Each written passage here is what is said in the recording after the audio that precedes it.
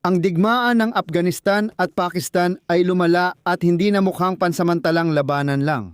Nagsagawa ang Pakistan ng pag-atake sa mga pasilidad ng Taliban sa mga pangunahing lungsod ng Afghanistan, kabilang ang Kabul, noong Biyernes ng gabi.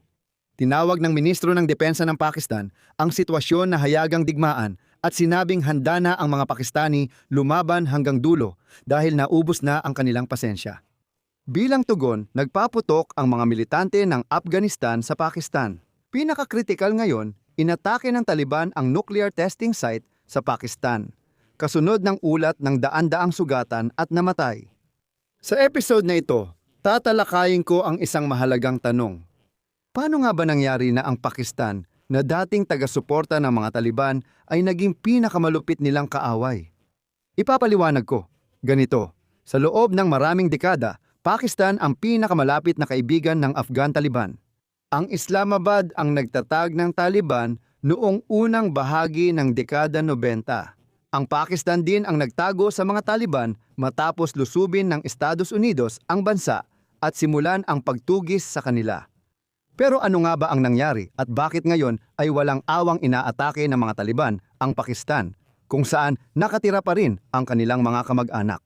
Yan ang susubukan nating alamin ngayon. Ako si Alexei Pechi.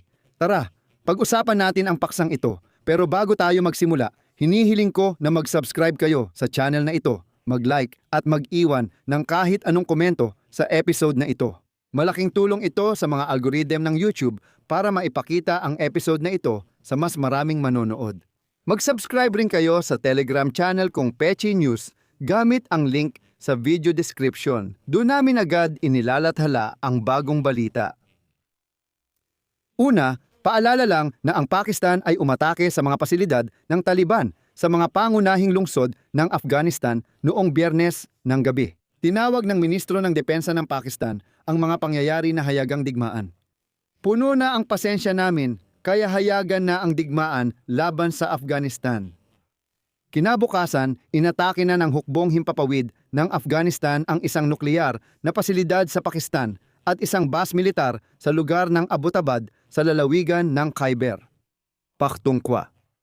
Ayon sa Ariana News, isang Afghan TV channel, daan-daan ang namatay at nasugatan ayon sa kanilang ulat. At sa internet, lumitaw ang mga video ng mahahabang pila ng mga ambulansya.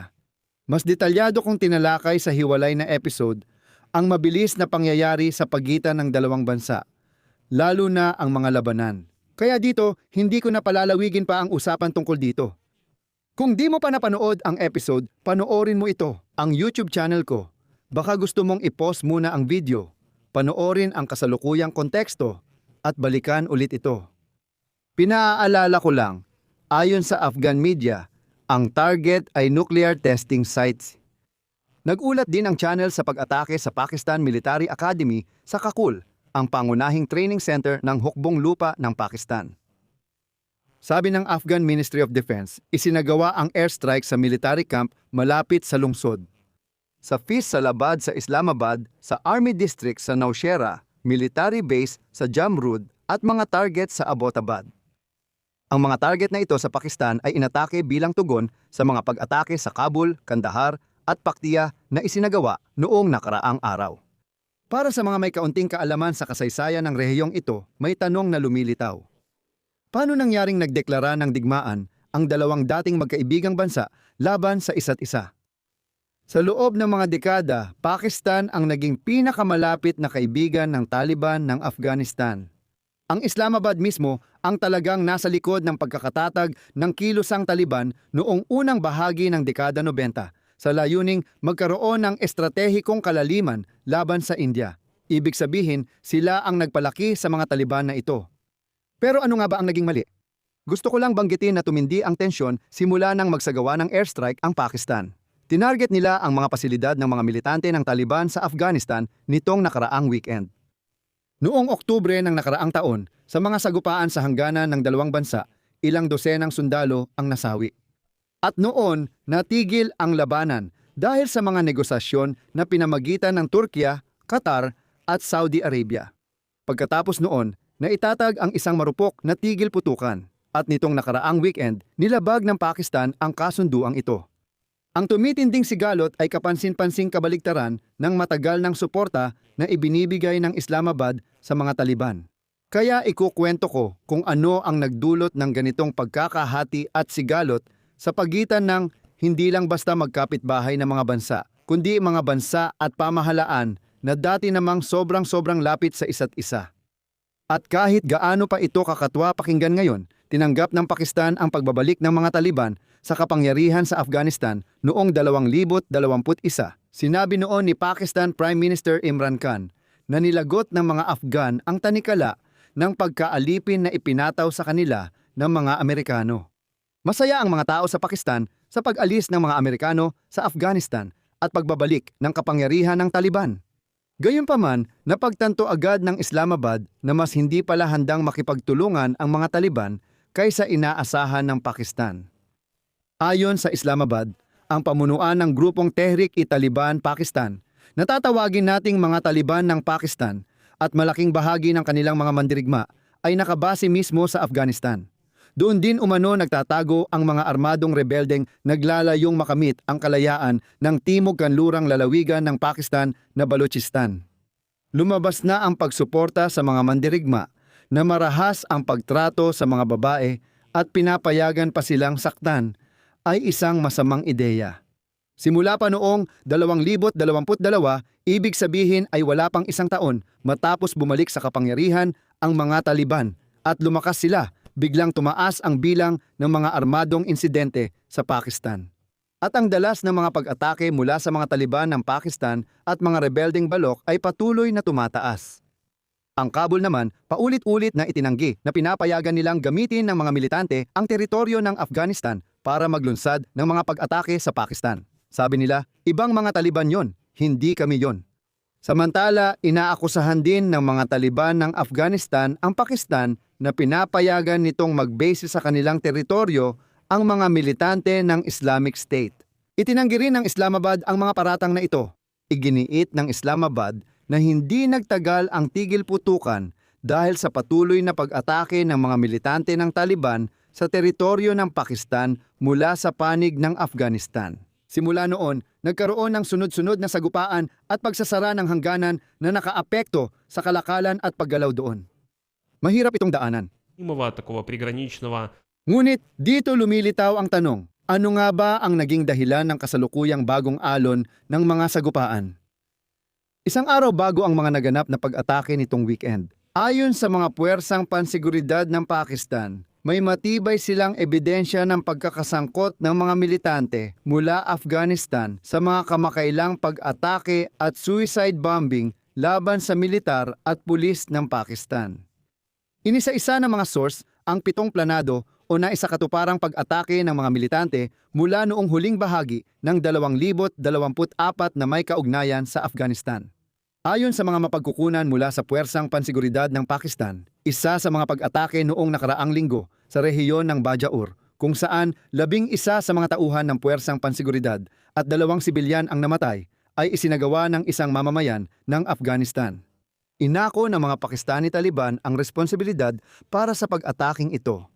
Pero siguro, lahat ay may tanong na, sino nga ba ang mga Pakistani Taliban at ano ang pinagkaiba nila sa mga Afghan Taliban?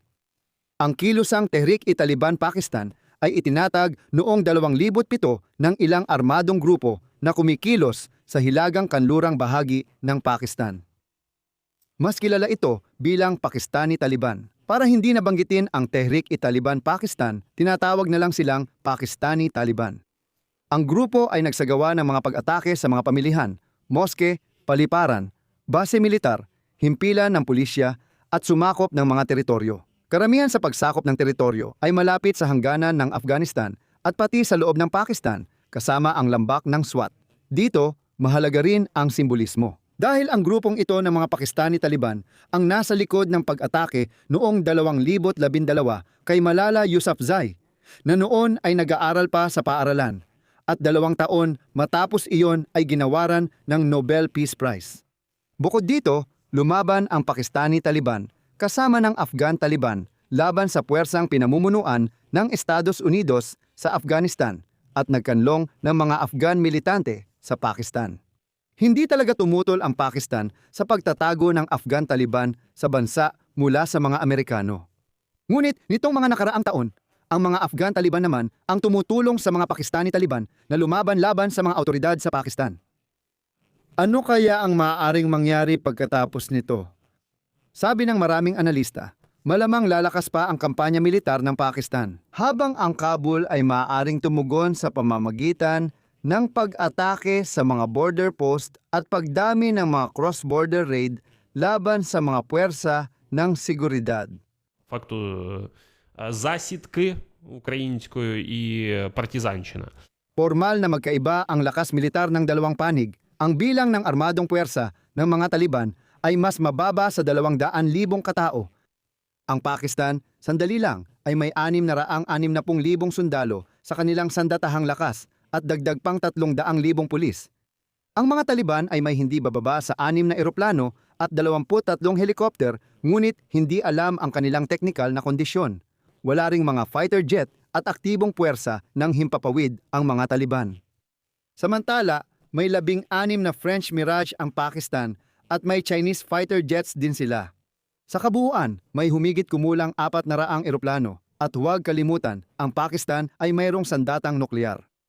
Dito ako maglalagay ng tuldok. Ilagay ninyo ang inyong opinyon at mga konklusyon sa mga komento sa ilalim ng episode na ito. Mag-subscribe kayo sa channel, pindutin ang kampanilya at huwag kalimutang mag-like.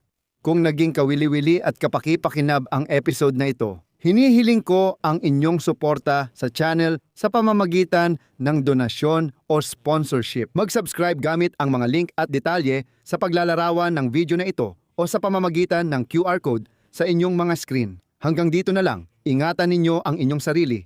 Paalam sa lahat.